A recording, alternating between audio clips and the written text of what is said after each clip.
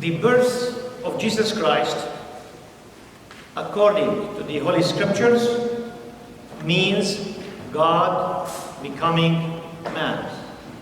When we say the nativity of Jesus Christ, or use the term the incarnation of Jesus Christ, the synonymous term for that is God becoming a full human being, a full man. God becoming man cannot be complete until God takes upon himself our full human nature. If God doesn't take upon himself our full human nature, this means that Jesus is either not a full human being, or the divine incarnation is not a real event. It's just a mirage. So this is why it's very important to list the family tree of Jesus Christ to show his human side. If God takes upon himself our full human nature, then Jesus Christ, then God is Jesus Christ in his human form. So if God is a man, he will be Jesus Christ. This also means that God's love, care for the restoring of the human nature is unprecedented, unmatched, unsurpassed. It also means that our human body is a sacred body. It's very important as our souls. So this is very important. Our souls are holy and our bodies are holy, and they are on an equal foot of holiness.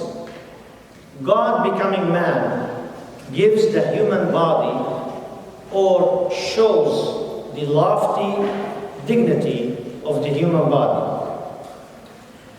God becoming a man needed the cooperation of his creation. God could not have become a man without the cooperation and the synergy of his creation. Everyone in the family tree of Jesus Christ, in one way or the other, consented and cooperated and helped in the plan toward God's invitation to allow him to become a human being. One of the examples about one of the people in that family tree, this is just one example, that consented and helped with this marvelous event.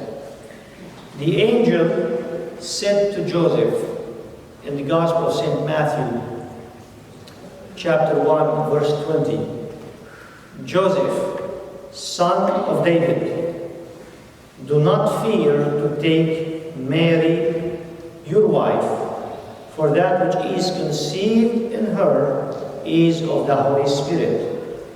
She will bear a son, and you shall call his name Jesus, for he will save his people from their sins." In turn, it is expected of all people to treat their bodies with the highest dignity, as God did through his incarnation when he took upon himself a human body and a human soul.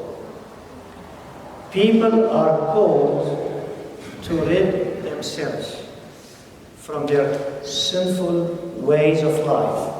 Remember what the angel said to Joseph. for he will save his people from their sins. This is one of the consequences as well as one of the reasons of the incarnation. Christmas, the Nativity of Christ, God becoming a human being, is the readjusting of our compass from being in union with earth to being in union with God. Christmas is the start of our journey back home. Where is home? Heaven. Heaven is our home. Christmas absolutely means nothing without faith in the existence of heaven.